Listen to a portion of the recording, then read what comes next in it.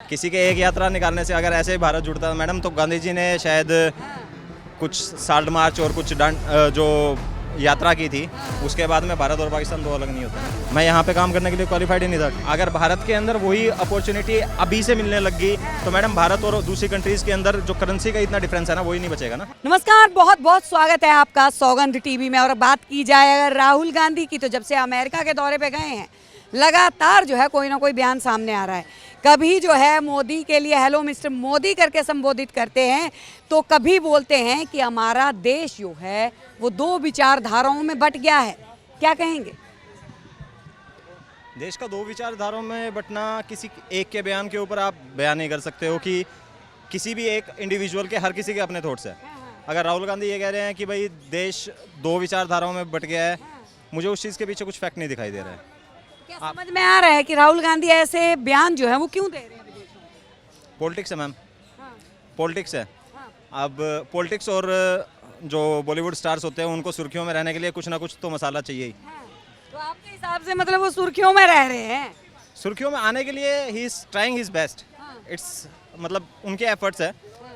अब उनसे रिगार्डिंग हम उनकी विचारधारा पे भारत जोड़ो यात्रा निकाली तो उसके बाद जो है कर्नाटका और हिमाचल दोनों जोड़ लिए थे। तो क्या लगता है? किसी के एक यात्रा निकालने से अगर ऐसे ही भारत जुड़ता मैडम तो गांधी जी ने शायद कुछ साल्ट मार्च और कुछ जो यात्रा की थी उसके बाद में भारत और पाकिस्तान दो अलग नहीं होते ना। दांडी यात्रा। हाँ, हाँ, उसके बाद में भी अगर एक यात्रा से अगर भारत ही जुड़ता तो भारत पाकिस्तान और ये पीओके एंड ऑल ये इश्यूज ही नहीं होते ना। हाँ। तो आपके हिसाब से मतलब प्रधानमंत्री मोदी का जो डंका बाज रहा है वो बिल्कुल सही है विदेश में? प्रधानमंत्री मोदी का जो डंका बाज रहा है मैम वो उनके किए हुए जो वर्क है उसके कारण है। अब आप खुद देख लीजिए एक ग्लोबल लेवल के ऊपर, इंटरनेशनल लेवल के ऊपर इंडिया की रिस्पेक्ट कितनी बड़ी है। जो हर कंट्रीज़ के साथ जो ट्रीटी साइन हुई उनके अंदर इंडिया का जो ग्लोबल मतलब इंटरनेशनल स्केल के ऊपर इंडिया का लेवल कितना अप हुआ है। उससे पहले कांग्रेस की भी सरकार रह गई। भारत का युवा जो है वो रो रहा है रोजगार के लिए। बिल्कुल रो रहा है, ऐसी बातें कर रहे हैं आप? बिल्कुल रो रहा है। हाँ। बट भारत के युवा आप क्या करते हैं? मैं करंटली सिंगापुर के अंदर हूँ, FNB। बाहर जाके कर रहे हैं ना, भारत में रोजगार नहीं मिला आपको? नहीं, हाँ। I was not properly qualified for that. हाँ।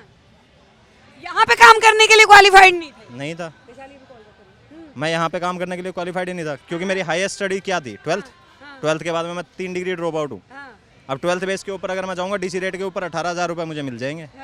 बट अब खुद के सपने उससे ऊपर है तो obviously I need to do something else. बिल्कुल। प्रधानमंत्री मोदी को काहे नहीं बोलते हैं कि जो सिंगापुर में हमें हाई अपॉर्चुनिटी मिल रही है वो भारत के अंदर कर दीजिए? अगर भारत के अंदर वही अपॉर्चुनिटी अभी से मिलने लग गई तो मैडम भारत और दूसरी कंट्रीज के अंदर जो करेंसी का इतना डिफरेंस है ना वही नहीं बचेगा ना। एक India is not like a small state. Singapore में वहाँ पे गया हूँ, वहाँ पे भी एक डेमोक्रेटिक गवर्नमेंट है। बट सिंगापुर है कितना? दिल्ली की पॉपुलेशन से कम है, एरिया में भी कम है। एक उस उतनी जगह को मैनेज करना, जो मेरा मतलब मेरा शहर है हिसार से हूँ मैं, हिसार से भी एरिया में वो छोटा है, उस जगह को मैनेज करना और एक इंडिया जैसी कंट्री को मैनेज करना। हरियाणा से बिलोंग करते हैं तो चलिए हरियाणा के ऊपर ही एक सवाल जो है वो थोड़ा सा पूछ लेते हैं।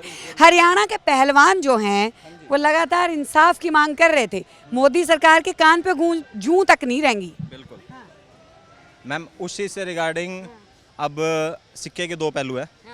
मैं खुद उस चीज़ के पक्ष में नहीं हूँ दैट जो पहलवानों ने की थी उस चीज़ के ऊपर एक्शन नहीं लिया गया, जो हमारे ब्रिजभूषण जी थे। अब आज ही मैं इंडिया गेट पे था तब मैंने एक चीज़ सुनी थी, एक न्यूज़ एंकर ही पूछ रहे थे कि उन लड़कियों ने बयान वापस क्यों ले लिया। जो नाबालिग लड़की थी जिसके तहत जो है पॉस्को एक्ट लगा था, उसने वापसी क्यों कर? उसी ने वापस क्यों ले लिया? मैम सीधी सी बात, जो मेरा पॉइंट ऑफ व्यू है उसके ऊपर वो ये है, अगर मुझे किसी से खतरा है, if I am giving a statement against him और हिम, किसी के भी अगेंस्ट, सबसे पहले अगर इतना सीरियस मैटर था तो उसके ऊपर नॉन बेलेबल वारंट होना चाहिए था। क्या वो हुआ? नहीं हुआ। इंडिया और ऊपर से ब्रिजभूषण जी की जो इमेज है, उस इमेज के बाद तो पहलवानों को 12 साल बाद याद आया कि हमारे साथ जो है वो जबरदस्ती की गई थी। नहीं, इशू उठाने का एक वो होता है ना मैम, हर एक चीज़ के अंदर स्ट्रगल है। अब आप है, आप अपने न्यूज़ लाइन के अंदर हो, don't tell me this thing कि आप अपने सीनियर्स का एंड और ऑफिस पॉलिटिक्स एंड ऑल ये चीज़ें आप नहीं देखते हो। Don't tell me this thing. आप भी अपने सीनियर्स का प्रेशर सहते हो, हर एक चीज़ होता है। Sometime you feel it fair, sometime you feel it unfair, but उसके बाद में एक पॉइंट आता है ना जिस जगह पे आगे आप ब्रेक होते हो, उस ब्रेक के ऊपर आने के बाद में ही आप उठोगे ना उस चीज़ के अगेंस्ट। अब फर्स्ट जिस दिन आपके सीनियर ने आपको हल्का सा प्रेशराइज किया, आप उसके खिलाफ ये तो नहीं कर सकते हाँ भाई तूने मेरे को प्रेशराइज कैसे कर दिया, मैं इंडिया गेट पे जाके खड़ी हो जाऊंगी। एक पॉइंट होता है ना मैम, जिस पॉइंट से हद से ज़्यादा अपनी लिमिट से जाने के बाद में ही कोई टूटता है, तो उस जगह पे आके उन्होंने उठाया वो मुद्दा। बाकी आपके हिसाब से जो है वो मोदी गवर्नमेंट जो है वो अच्छा काम कर रही है और राहुल गांधी जो बयानबाजी कर रहे हैं वो भी अपनी जगह। आप कंट्री की ओवरऑल ग्रोथ के ऊपर देख लीजिए मैम, मेरे को ज़्यादा तो कुछ पता नहीं है, बट मेरे स्टेट का इतना पता है दैट मेरे स्टेट के अंदर मोदी गवर्नमेंट के आने के बाद में इंप्रूवमेंट बहुत ज़्यादा हुई है। जी बहुत बहुत धन्यवाद। तो देखिए ये जनता की राय थी, आप लोगों का क्या है मानना नीचे कमेंट सेक्शन में जरूर बताएं। देखते रहिए सौगंध टीवी।